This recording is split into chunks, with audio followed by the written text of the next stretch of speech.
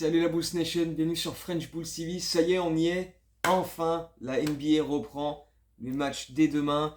Les Bulls jouent dès mercredi. Ça y est, c'est parti. L'excitation là, elle est en train de grimper à des niveaux de ouf. On va vivre une saison de dingo. On va vivre de grosses soirées. Des nuits blanches, beaucoup.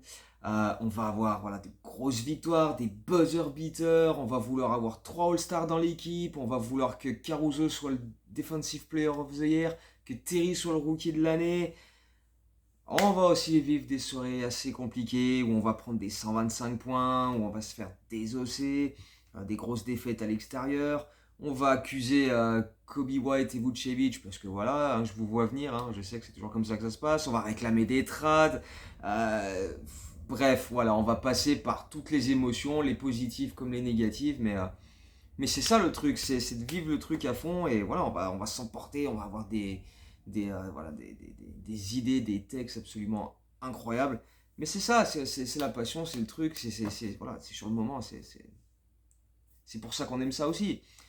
Donc voilà, maintenant on est vraiment au- juste là, à l'apogée de la saison, donc c'est le moment pour la preview. J'ai déjà posté une version écrite de la preview. Je l'ai mise en ligne sur Twitter, elle est sur le site également. Je mettrai les liens dans la bio, en description, comme je fais d'habitude, avec les liens vers Twitter, vers Instagram, parce que oui, maintenant aussi je suis sur Instagram, vers le site et vers l'article, comme ça, facile à trouver, il y a juste à cliquer. Mais bon, on peut évidemment revenir un petit peu sur ce qu'il y a dans cet article et développer un petit peu en vidéo, c'est aussi sympa pour prendre le temps d'expliquer un petit peu. Et puis notamment l'animation offensive sans Lonzo, et c'était le gros point pour cet été, parce que voilà, Lonzo ne va pas être là pendant un bon moment, probablement une bonne moitié de la saison. Donc Billy Donovan a forcément mis l'accent sur la pré-saison, sur le fait de trouver une identité sans Lonzo Ball. Et sur ce qu'on a vu en pré-saison, il y a quand même des choses assez intéressantes sur lesquelles s'appuyer, et notamment le pace avec lequel on va évoluer, le rythme qu'on va imprimer. Euh, on sait que c'est Ayo qui va être le titulaire à la main, et même si, voilà, on l'a déjà expliqué dans les vidéos pour parler des matchs de pré-saison, c'est pas forcément lui qui met les trucs en place, pas toujours. Des fois, voilà, il remonte juste la balle jusqu'au milieu de terrain et ensuite il la passe à Zach ou à Demar et après ça part un peu ailleurs. Mais voilà, l'accent est mis sur la circulation de balle et le mouvement des joueurs loin du ballon. Tu peux avoir que ce soit Ayo ou Dragic ou DeRozan avec le ballon, tête de raquette. Voilà, tu as des mouvements des deux côtés, tu as des screens qui viennent se mettre, des doubles screens, des pin down, des cuts. Un cut pour aller poser un screen pour un gars à l'autre côté qui va ensuite se démarquer dans l'autre sens. Ça dégage de l'espace au milieu pour ouvrir un pick and roll. Il y a eu plusieurs actions comme ça où tu as Dragic qui dribble tête de raquette. Vucevic vient vers lui pour créer un pick and roll, mais il ne l'exécute pas tout de suite. Et tu vois Caruso qui part vers le cercle et qui attire son défenseur.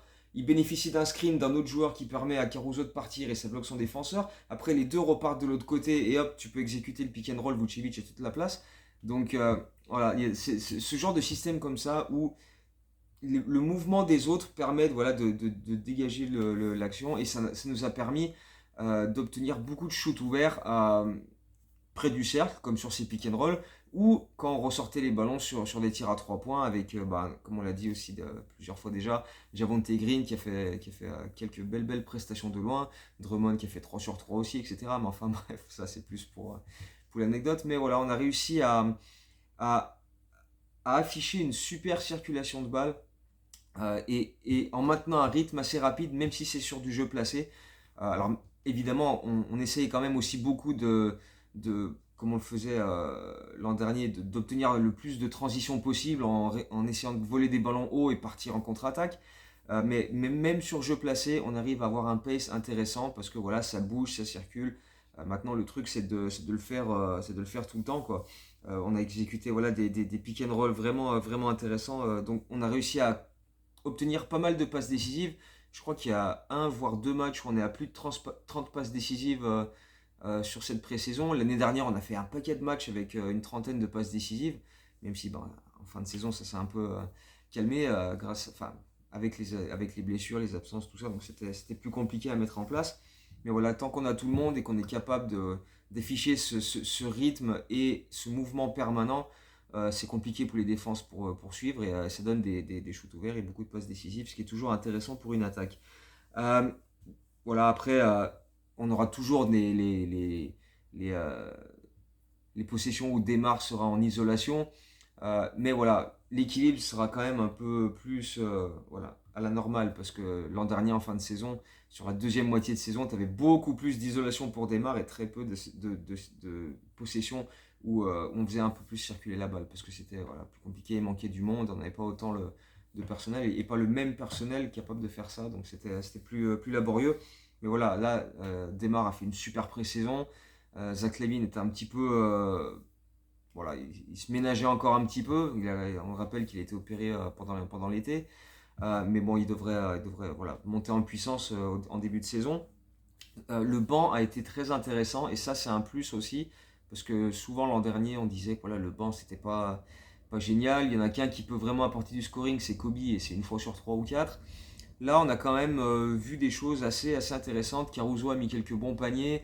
Javonte Green, s'il est sur le banc, il pourra toujours apporter quelque chose. Terry, Drummond, ils ont tous montré des choses intéressantes qui font que le banc aura un impact, quoi qu'il arrive, que ce soit par un ou deux joueurs ou par l'ensemble, s'ils arrivent à faire bien circuler la balle et à jouer collectivement, ce qu'on a pu voir sur certains passages dans cette pré-saison.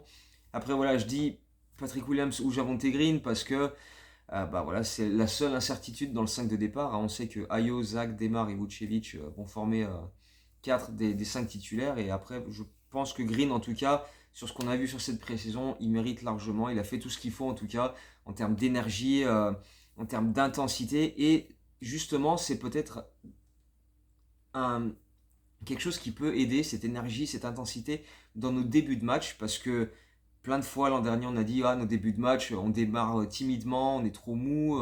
Faut attendre que Caruso ou Green justement rentrent sur le parquet pour apporter un peu d'énergie et on commence un peu à défendre.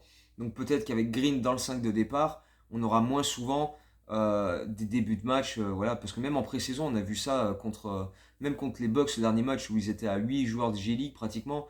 Voilà, on a eu du mal dans les premières minutes à vraiment se mettre en jambe. Donc voilà, ça peut être un truc qui nous permet de combler ça au maximum. Donc pourquoi pas. C'est intéressant en tout cas de voir l'impact que ça a. Et du coup, ça permet aussi de passer sur l'aspect défensif de ce qu'on espère voir cette saison. Et là aussi, euh, on a posé quelques bases intéressantes sur cette pré-saison.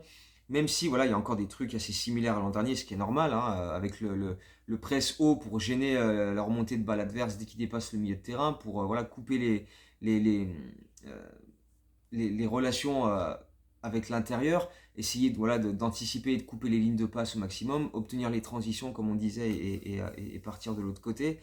Euh, mais ce qui était intéressant à voir sur cette pré-saison aussi, alors pas tout le temps évidemment, parce que c'est impossible de tout le temps le faire comme il faut, mais quand tu presses le porteur de balle et que malgré tout il y a une passe qui arrive à se faire vers l'intérieur pour l'adversaire, on est capable de mieux revenir, de faire de meilleures aides, de faire de meilleurs close-out. Même quand la balle ressort sur un shooter à 3 points, on est plus dans le bon tempo, voilà, on arrive mieux à contester ces shoots-là. On en a laissé quelques-uns ouverts aussi par-ci par-là, notamment sur les premiers matchs contre Denver, qui a eu beaucoup d'adresses extérieures. Et c'était mieux sur les matchs contre Toronto et Milwaukee, même si évidemment Milwaukee, c'est difficile de vraiment juger parce qu'il manquait tout le monde dans leur équipe. Mais voilà, on a quand même affiché quelques progrès intéressants à ce niveau-là, donc dans les aides défensives, les close-out, les box-out aussi, avec voilà, une meilleure présence près du cercle pour sécuriser les rebonds, empêcher l'équipe d'avoir trop de secondes chances, même si avec notre manque de taille, comme on l'a dit plein de fois, c'est pas toujours évident. Drummond fait ce qu'il peut, Vucevic fait ce qu'il peut, mais voilà, c'est pas toujours évident. Mais ceci dit, voilà, on a quand même montrer quelques bonnes choses. Le souci avec la défense, c'est qu'il va falloir être extrêmement constant, extrêmement régulier là-dedans, dans l'effort. Et c'est pas évident, c'est même pratiquement impossible de l'être tout le temps, mais voilà, ça va vraiment passer par là pour que les Bulls aient une bonne défense, fassent partie comme on l'avait été dans le début de saison l'an dernier, dans les 5 meilleures défenses de la ligue. Mais bon, il y avait Lonzo à l'époque, donc c'était plus simple aussi. Mais si on veut vraiment faire partie du top 5, voire 10 des meilleures défenses de la ligue cette saison, va falloir être très régulier, va falloir être concentré, appliqué. Et on a vu des sautes d'humeur dans la pré-saison. Et encore une fois, c'est impossible d'être tout le temps sur chaque possession à fond. Voilà.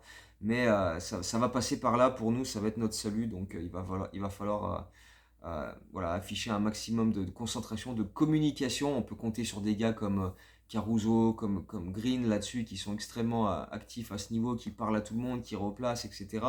DeRozan, j'ai trouvé que sa pré-saison était plutôt correcte sur le plan défensif aussi. Zach LaVine, Ayo, Terry, et évidemment Dalen Terry qui lui, pareil, je l'ai dit dans la dernière vidéo, il faut qu'il ait du temps de jeu. Il a montré tout ce qu'un rookie doit montrer dès qu'il rentre sur le parquet. Il y a de l'énergie, de l'intensité, il apporte quelque chose, il y a un impact. Donc ça mérite des minutes. Il faut qu'il ait, même si je pense pas qu'il en aura beaucoup au tout début de saison. Peut-être qu'au départ ce sera 3-4 minutes par-ci par-là. Euh, Peut-être genre voilà, si on gagne de 15 points, il reste 2 minutes, tu le fais rentrer, ou même si on perd 15 points, tu vois, qui prennent un petit peu l'habitude d'être sur un parquet NBA, et puis après essayer d'augmenter ça petit à petit au fur et à mesure de la saison. Mais Terry, il faut que voilà, il faut le faire monter en puissance, et pour ça il doit être sur le parquet. Donc ça va être intéressant à suivre. Mais voilà, encore une fois, le plus important, ça va être euh, la constance dans l'énergie et la concentration défensive, même si on sait évidemment que ça peut jamais être linéaire, une saison, que ce soit sur le plan offensif, défensif, à cause des blessures, à cause de la fatigue, c'est jamais tout droit, il y a toujours voilà, des hauts, des bas. Donc c'est pour ça aussi que va falloir être capable de gérer ces moments-là, comme on a été capable de le faire pendant un certain temps l'an dernier, mais après ça devenait beaucoup trop compliqué, parce qu'il y avait trop d'absences, trop de difficultés à gérer pour que DeRozan nous sauve constamment. Il a fait le plus qu'il pouvait, mais voilà, au bout d'un moment, c'était quand même compliqué. Même si je vais redire encore une fois que justement, DeRozan, j'espère qu'on n'aura pas à avoir besoin de lui autant que l'an dernier. Ça voudra dire que l'équipe arrive à trouver d'autres solutions collectives, qu'il n'y aura pas autant de blessés aussi, et qu'on aura voilà, moins l'opportunité de vraiment tout mettre sur ses épaules. Il faudrait aussi que Zach LaVine soit à fond. Quand même, l'an dernier, il a jamais vraiment été à 100%. Il y a eu son pouce, après il y a eu le Covid, après il y a eu le genou. Donc bref, voilà, c'était toujours un petit peu compliqué. Mais voilà, tant qu'on a la santé, on a clairement les capacités de faire quelque chose, de vraiment emmerder du monde et aller chercher quelques grosses victoires, sachant que voilà, la concurrence à l'Est va être absolument monstrueuse. Ça aussi, c'est quelque chose dont on a déjà parlé. Mais enfin voilà, si on fait une espèce de comme on aime bien faire les tiers avec genre les contenders, les prétendants, ceux qui peuvent être les surprises et ceux qu'on n'attend pas du tout. Moi, perso, je vois trois équipes qui vont être au-dessus des autres, c'est Philadelphie, Boston, Milwaukee. Même si voilà, Boston avec les histoires de l'intersaison avec le nouveau coach, etc., ça va falloir suivre un petit peu ce que ça donne. Mais en termes d'effectifs, ils ont vraiment beaucoup de choses très intéressantes. Derrière, il y a Brooklyn encore, même si là aussi il y a des questions. Est-ce que Ben Simmons est vraiment en condition? Est-ce qu'il fit vraiment avec le reste? Est-ce que Steve Nash a vraiment les capacités pour mener ce groupe-là? Est-ce que Kevin Durant, qui a demandé son trade tout l'été, est vraiment à fond pour la saison? Voilà, c'est toujours pareil. Miami est toujours en embuscade. Toronto, c'est très solide. Atlanta, Cleveland, ça a signé du lourd cet été. Ça espère franchir un palier, à voir si ça sera supérieur à nous. Euh, et puis après, perso, j'ai du mal à les considérer comme vraiment euh, équipe playoffable. Tu vois, tu as des équipes comme New York, Washington, Charlotte aussi, parce que bon, avec leur intersaison aussi extrêmement compliquée et pas de renfort, c'est compliqué de les voir vraiment franchir un palier. Donc du coup, je pense qu'ils vont descendre un peu. Et puis après, bah voilà, tu as les Orlando, les Indiana, les Détroit, avec des effectifs que j'aime bien, beaucoup de bons jeunes, mais encore trop tôt pour vraiment viser euh, la lutte pour le playoff. Peut-être pour les places 9-10 du play-in, va savoir. Mais enfin bref, voilà. Moi perso, en tout cas, je nous imagine 5-6. Et on a fini 6ème l'an dernier, c'est ce que, quand on revoit les previews de l'an dernier, c'est ce que j'imaginais à peu près, qu'on serait 5-6. Bon, évidemment, on était premier très longtemps. Au final, on est redescendu avec toutes les blessures. On connaît l'histoire, on va pas la refaire. Mais on a été à la place qu'on imaginait en début de saison. Même si après, voilà, il y a beaucoup de choses qui se sont passées entre temps. Mais là, oui, je pense qu'on a les capacités pour être 5-6, voire, ouais, pourquoi pas lutter à la quatrième place, essayer d'aller chercher l'avantage du terrain.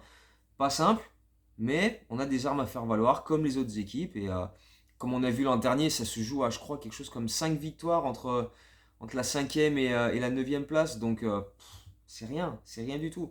Donc, euh, ça va être extrêmement combatif tout au long de la saison. Il ne faudra pas se louper. Ce sera l'équipe la plus régulière, qui aura le moins de blessés, qui va le mieux s'en sortir. Mais voilà, comme je l'ai dit tout à l'heure, c'est pas linéaire une saison, donc on va avoir des difficultés. Les autres équipes aussi auront des difficultés, que ce soit par des blessures ou des joueurs qui ont signé mais qui sont pas, voilà, qui apportent pas autant que ce qu'on espérait. Enfin bref, euh, il peut se passer beaucoup de choses.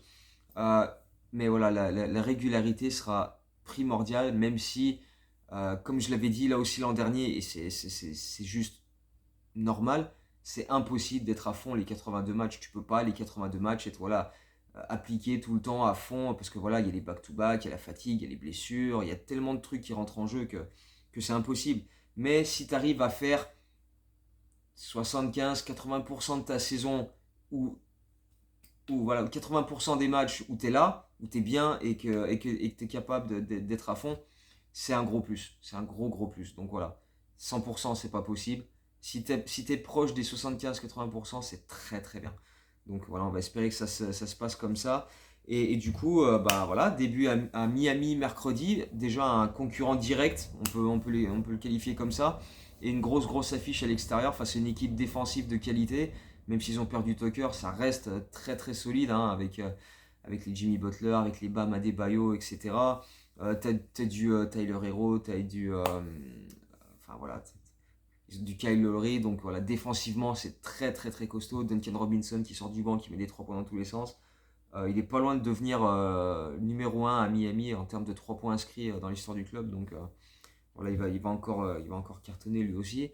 Euh, et puis t'as des Max Truss, t'as des Gabe Vincent, enfin bref, ils ont encore une fois un gros effectif et ça va pas être simple, clairement, mais voilà, à nous de montrer que cette année, ouais, contrairement à l'an dernier, on peut taper des gros, même si on a gagné à Boston l'an dernier, hein, mais bon, euh, voilà, il faut s'imposer dans nos confrontations directes face à ces équipes-là. L'an dernier, on est allé gagner à Brooklyn, on a gagné sur le parquet de Boston. Euh, voilà. Mais ce serait bien de voilà, battre Philadelphie, qu'on n'a pas battu l'an dernier. Milwaukee, on les a battus en playoff. Voilà, essayons de le refaire aussi en saison régulière. Ce serait voilà, extrêmement intéressant. On avait le tiebreaker contre Toronto, donc pareil, ce sera un adversaire direct contre qui ce sera bien de refaire la même chose cette année. Cleveland, Atlanta, pareil, c'est des équipes qui sont euh, qui, qu'on imagine monter en puissance avec leur signature, donc ce sera intéressant aussi d'aller chercher des victoires contre ce genre d'équipe-là. Et ouais, je pense que ce sera primordial pour nous. Donc, moi, je nous vois 5-6e, potentiellement lutter 4, mais je ne verrai pas ça comme une catastrophe si on est 7-8e. Parce que la concurrence est tellement coriace, féroce que voilà. Et encore une fois, ça va se jouer à rien. À 3-4 victoires près, t'es 5e ou t'es 9e. Donc, ça va être.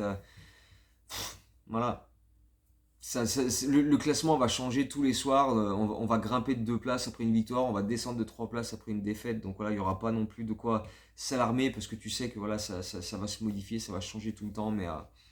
Mais voilà, ça va être une saison, encore une fois, comme j'ai dit au tout début, extrêmement passionnante. On va passer par toutes les émotions.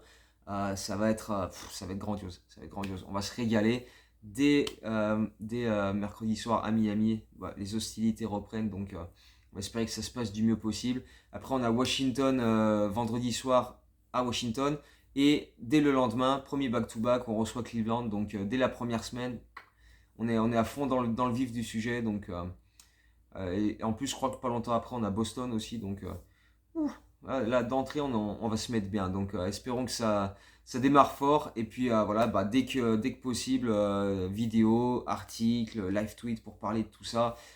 Comme je disais, je vous mettrai le lien sur la version écrite de la preview où on parle de Patrick Williams, de Ayo, des systèmes offensifs, défensifs qu'on a pu voir en pré-saison, de l'importance aussi de Vucevic, parce qu'on n'en a pas trop parlé dans cette vidéo, mais voilà, lui aussi, comme on l'a dit dans d'autres vidéos, avec cette capacité à plus jouer près du cercle et moins s'écarter, ça peut être intéressant. Drummond, ce qu'il peut apporter en défense, etc. Donc bref, voilà, plein de choses, tout ça, je vais vous mettre le lien dans la description. Et puis voilà, ça y est, on y est. Donc dès que je peux refaire une vidéo, on revient sur les premiers matchs. En attendant, portez-vous bien, bon début de saison, bonne nuit blanche à vous tous et à très bientôt.